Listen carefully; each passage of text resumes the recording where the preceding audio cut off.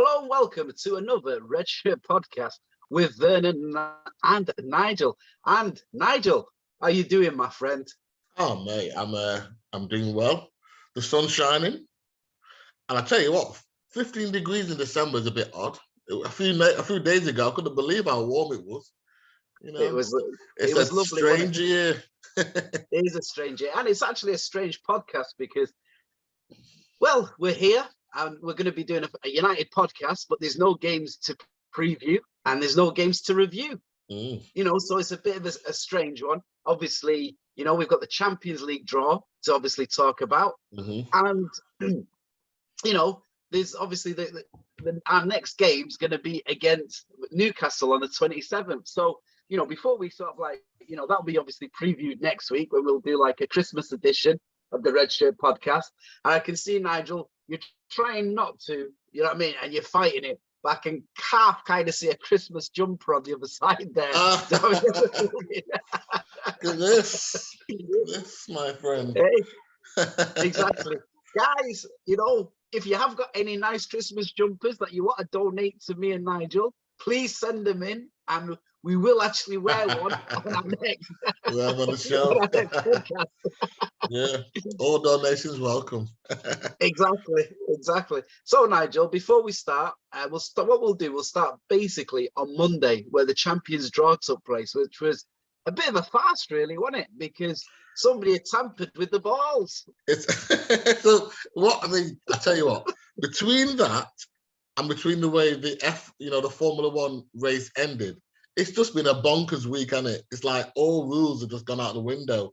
And it's just like nothing seems to work properly anymore. Well, this is it.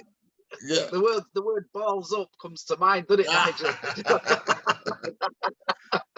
But I mean, it was kind of, briefly with the Formula One. I mean, I'm not a Formula One guy, but obviously, if you weren't on this planet, you didn't know what was going on. Yeah. And it was kind of weird because it was such an anticlimax, wasn't it? I think they just didn't know what to do, did they? The officials, they didn't know whether to throw the safety car on, or we'd had such an exciting climax to the season. Yeah. It was almost as if, they just didn't know what to do, did they? Well, obviously nobody wants a damp squid, do you? So, in fairness, as a purist, you'd want to see them both race into the line, wouldn't you? Because they're so close, it's neck and neck.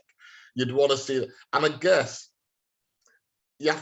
maybe the race official wanted that close to the season. So, let's have them both race. But of course, Max Verstappen and the Red Bull team have brought the car in and got new tyres on. And obviously Lewis didn't want to give up position because if that didn't happen, then they're literally just following the safety car to the finish line. So it'd be like conceding the title. So, but then what they should have done is red flag it, and then both cars would have a chance to change tyres, start the race again, both neck and neck at the front, mate, and that's best man wins. That's what should have happened, but it didn't, and it was like what an awful end. I mean, who would want to be Lewis Hamilton? Just seeing that all unfold around him. I am a Formula One fan, so I was just sat there shaking my head in disbelief that somebody who was at one stage about 20 seconds ahead of the whole race, ends up just losing on the whim of the F1 official. And then the same thing with football. It's like, what is going on? So let's fast forward to Monday then, and obviously the Monday in everybody's calendar that everybody looks forward to. They've got to the knockout stage of the Champions League. Everybody's happy. Everybody's wondering who they're gonna get. You're kind of like fingers crossed you're gonna get Red Bull Salzburg, in the hat, or maybe another team that you kind of think maybe an easier sort of draw, and it happens, and then the buzzword, it's Manchester United versus PSG. And what did I say? I couldn't believe it when I saw it. I'm like, look at that, Vernon, I told you. And everybody was absolutely buzzing. The TV, you could see the TV companies writing the schedules, couldn't you? Yeah. Right in the press, right in the headlines. Everybody, thinking, wow, I mean, this was almost like, you know, Muhammad Ali, Joe Frazier, you know, type of sort of, exactly. you It's know, we've Hollywood got the script last time again. showdown. Yeah, You know, yeah, exactly. this was the thriller in Manila, wasn't it? When it comes to, you know, you'd had Rumble in the Jungle, you know, in La Liga. Now they've moved on with new clubs. It was thriller in Manila time, Absolutely. you know, and then obviously the complaints came in. The draw wasn't right, so at 2 p.m.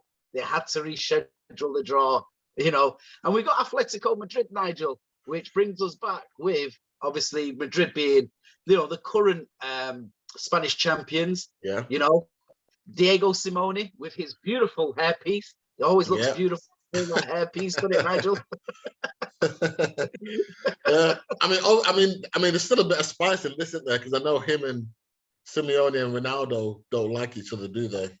Well, we got Luis Suarez coming back to Old Trafford. Suarez coming back to Old Trafford. You know, Antoine Griezmann. Mm-hmm. You know, this is. I mean, he should have been a United player at the time, but didn't come. Well, if Barcelona are offering you 700 grand a week, Nigel, it's very hard to turn down, isn't it? Very true, very true. You know, whoever was in that negotiations, I hope he joins my union for our next pay deal. But anyway, I mean, it brings up. I mean, the ties are to be played in February and March respectively. So, I mean, that was put to bed. But how did you think about getting Atletico Madrid? Because the thing is now, La Liga hasn't got the excitement it once had, has it, Nigel? You know, it's struggling, you know, to find its place. You know, whereas before it was a stellar league, wasn't it? It was the ultimate league, wasn't it? Absolutely. I mean, you're right. It's not the same. It's not the same brand it used to be. I was, to be honest, I've just always had this thing whereby whenever United get the easier route to the final, it never quite works out. And so I always bring on the Barcelonas, bring on the harder games, the tougher games. I think that somehow, you know, the United players race to that occasion, and we normally get through. And so that's why that's why I said bring on PSG. So Atletico Madrid, I think, is in the same kind of category. They're no mugs. They know what they're doing. Like you say, they are La Liga champions. And Simeone knows exactly how to get a rise out of us. He knows he'll come with his housery, won't he? He'll come with a game plan. Yeah, I mean, you know, they usually play very tight. To upset us. Yeah, they usually play very tight, don't they? They know how to, you know, basically, like you say, they're no mugs. I mean, the one thing with Diego Simeone is he's always been quoted and said, if you want a good centre half, Uruguay's your place. You know, because he knows, you know, who the fighters are, and his team are actually, they're kind of like basically a representation of him, aren't they? They're like, you know, canny, smooth, but street fighters at the same time, aren't they? Yeah, exactly. You know? And to be honest with you, it's a tie that I'm actually looking forward to because we've not played them in years, have we? I understand it's about 20 years or something, or even more than that. It's a long time since we played. I think like the last time we kind of played them, which I can remember competitively, was in the old Cup Winners' Cup. Yeah, where we got beaten by them, and they had like the wonderful Bernd Schuster, you know what I mean, in the team at the time. You know what I mean? You know, like really, you know, they were actually a very good team at that time as well. But I think, you know, there's just the excitement of floodlight football, isn't there? Yeah, and like I said, I expect us to rise to this occasion. I think it'll be a good stern test. And by then, of course, and I know we'll come on to the fact that games are being cancelled left, right, and centre at the moment, but it probably gives Ralph just enough time to begin to really sort of implement his kind of philosophy. So maybe by the time we face Atletico, we may be more comfortable with each other, him with us and the players with him. And so I'm looking forward to it. Yeah, I mean, I'm looking forward to it as well. I mean, it's quite interesting because, like, you know, moving on from the Champions League draw, which we will actually preview closer to the time as we get nearer to it. We're coming on, obviously, to the postponements in, you know, this week's, you know, Premier League game. So United's game against Brentford on Tuesday night. and United's game this Saturday against Brighton, both have been postponed because both teams have had outbreaks of COVID, in their ranks. It's quite interesting, really, because as football comes thick and fast, and usually in the festive period we have the most amount of games. I suppose it's the time where you were always going to likely to see postponements, weren't you, Nigel? I think United on Monday, there was obviously it come to the knowledge of everybody on Sunday that they were struggling. And then on Monday about 3:00 they informed the Premier League that it was going to be quite difficult for them to basically put this fixture on. And I think at 10 to midnight Monday night, where the game was postponed. And I know my heart goes out to those fans that had paid to see the game and obviously made arrangements. There were people that were actually, made their way into London or around London the night before, staying there. Yeah. And it is unfortunate. Well, yes, it's unfortunate. And I think it's slightly frustrating too, because, quite a lot of the time at which it actually broke, there was a lot of speculation about the fact that the players probably knew half a day, maybe a day earlier. So where's the communication? You could have told the fans, obviously something like that, where people are coming from all over the world, let's have it right, to watch a United game, just a little bit more notice might have just. Well, there were people that had flown in from San Francisco for the game, and it's very, I suppose it's very unfortunate, it is unfortunate, and it's, my heart goes out to them for like the disappointment that they go. But I suppose at the same time, Nigel, safety's paramount, isn't it? Well, and that you've touched upon the next point I was going to raise, which is, do you think, is there an argument around complacency? I mean, because football they're supposed to be testing every day, aren't they? And they have been testing every day, and I guess, of course, we all felt like we're coming through COVID, but I just, and I hear that the 4 people that got it, first of all, weren't even first teamers. So could they have been just quarantined or kept away from the rest of the players? Liverpool played a game and they've got some players that are that got COVID. I think it depends. It's all about the management of this crisis, isn't it? And I don't know whether at the end of whether we've done a good enough job or not. I'm not suggesting we should play. I'm just saying. No, I think what needs to happen. Yeah, I think what needs to happen, Nigel, is there's got to be some transparency in the fact of how many players have to be struggling with it for a game to be called off. And I think the Premier League, how many first teamers that are part of your squad. Right. So therefore, if you have more than 5 players, then the game can be cancelled. If you have, so for instance, I think it was like last year when I think Manchester City got a game called off against like Everton in the last minute.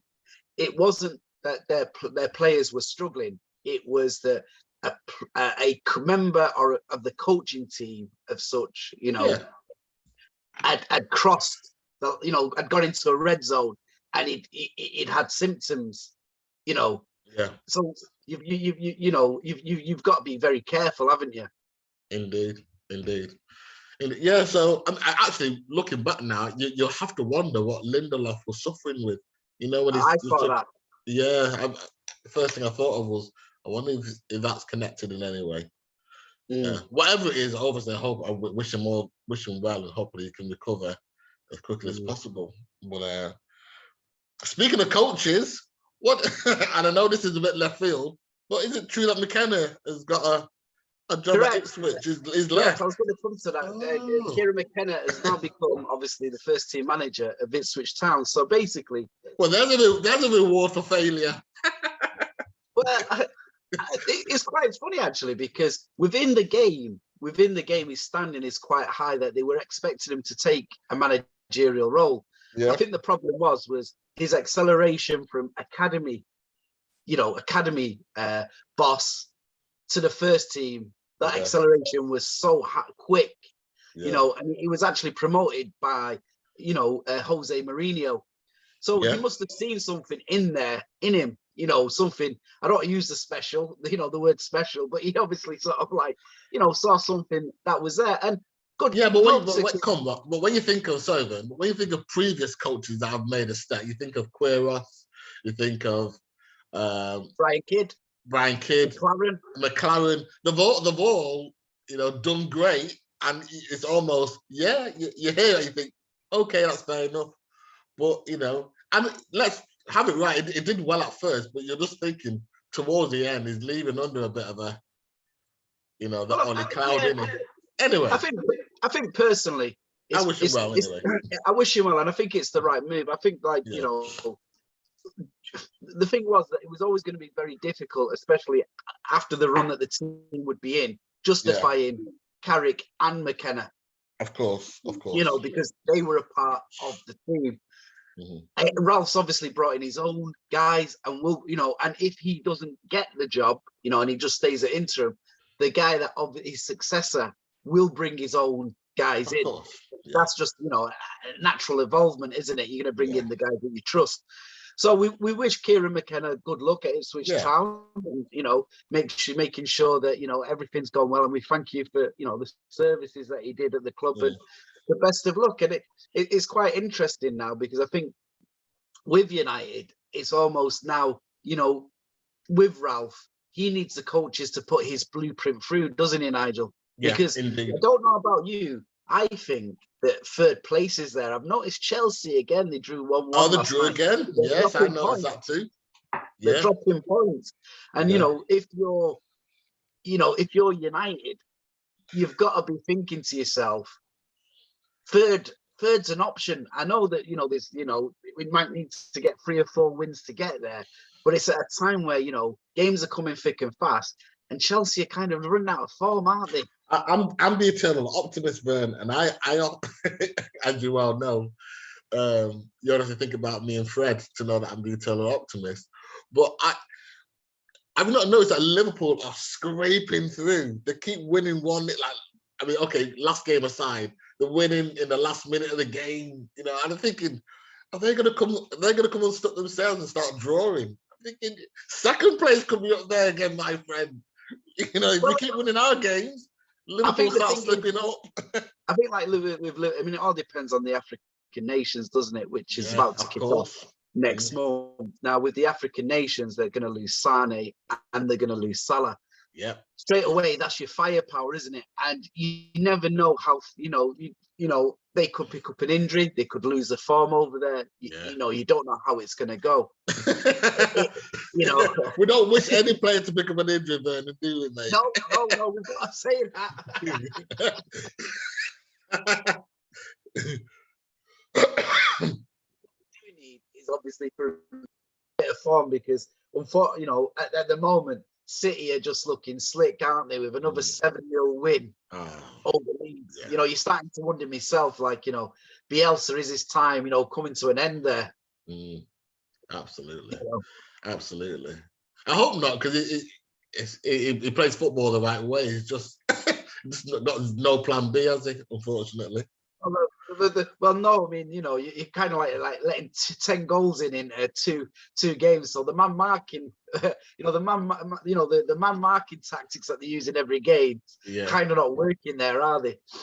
But I guess at some stage the players will lose hope in this kind of style of football, because no one likes to be embarrassed like that.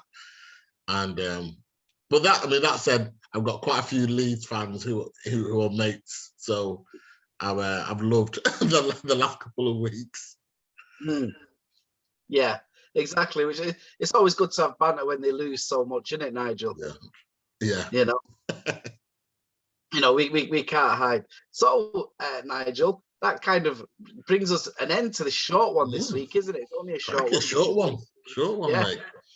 So, guys, we're going to obviously do a Christmas podcast, which is next week. So please, look out, listen out for it. Please like, subscribe, and watch, and share as much as you like. But we'll be previewing obviously the Newcastle game that's coming up. We're gonna do, we'll probably sort of be talking about, because obviously the transfer window will be opening next week, you know, in January. So we'll be closer. So we'll be reviewing how many targets we've been, you know, actually sort of like linked to. Last January it was 113.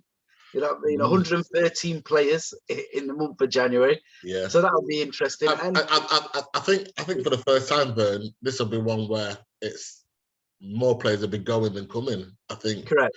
We will definitely see some players out the door. And so. Well, Marshall spoke of his desire now to leave, hasn't he, Nigel? And you know, Lingard looks like he's going to be leaving. We'll know if Pogba's going to be leaving, or we'll be closer to his decision. Yeah. You know. How do you feel about the Pogba thing? I know we're coming to an end, but how do you feel about the Pogba thing? The fact that the contract was sat there and he's just choosing not to sign it. What does that say about him and the club? Knowing that had there been no COVID, he would have gone ages ago anyway. I think the problem is one, you know, you look at him as a player, and you know that there's talent there. You know that there's talent there, and the thing is under this new manager, you obviously can't shirk. You know, you can't shirk, and I don't think he cares about reputation. And it's quite interesting the players that have asked to leave. You know, kind of straight away that sometimes their shift work has actually been kind of, you know, questioned. Let's say, questionable. So the thing is I look at Pogba and do I think he's never taken the bull by the horns. That's the best way. I look at, say, somebody like Fernandez, and I know that he takes risks, and sometimes, you know, he's guilty of, you know, giving away possession. But I think there's so much credit in the bank of where he's shown desire, and when he's shown, you know, well, basically he has shown, basically he's put a shift in for the club. Whereas I just think now with Pogba, would it be any great shakes if you go? Possibly not. Yeah. Do you know what I mean? That's how I feel, and I feel that there's a great player in there, you know. But we're talking about one of the best still, aren't we? Yeah. It's just sometimes that's not enough. I know. You know, I'd rather sometimes the water carrier, the guy that's just going to give you 100%, or, you know, every week, rather than the genius that can switch it on at a moment's notice. I keep on saying this, and I think the players that will flourish in the next 2 months, or the next, you know, the first period of Ralph's regime, will be Fred and McTominay. I really do. I think it's the workers that will really flourish on him. You know, the water carriers will be the guys that have a really big part to play in the next few months, you know. And you know, and it'll be interesting to see if he does sign anybody, what type of players he does sign. So guys, obviously not very much to report, review, or talk about this week, apart from postponements and, you know, Champions League games. But next week we'll be back. It will be, you know, reviewing, you know, previewing the Newcastle game, and obviously talking about everything else that's happened. So it's love life, love football, and Nigel. Yeah, keep that red flag flying. Cheers. Thank you very much, guys. See you later. See you later.